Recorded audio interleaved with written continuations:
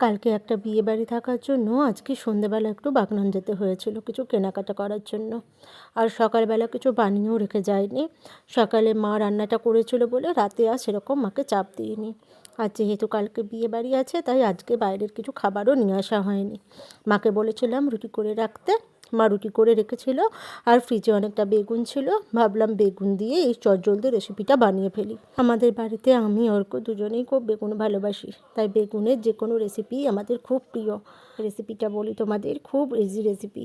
এখানে আমি কিছুটা সর্ষের তেল দিয়েছি একদম সামান্য পরিমাণ, তার মধ্যে বড় বড় করে কাটা পেঁয়াজ, টমেটো, বেগুন, তার সাথে কয়েকটা কাঁচা লঙ্কা, কয়েকটা গোটা রসুন দিয়ে ভালো করে ঢাকা দিয়ে সেদ্ধ করে নিতে হবে। কম আঁচে করবে, নাহলে পুড়ে যেতে পারে। ভালো করে এপিঠ ওপিঠ ভাজা হয়ে গেলে ভালো করে ম্যাশ করে নিয়ে ওপর থেকে কিছুটা কাঁচা লঙ্কা কুচি, ধনেপাতা কুচি আর পেঁয়াজ কুচি দিয়ে ভালো করে মাখিয়ে নিতে হবে।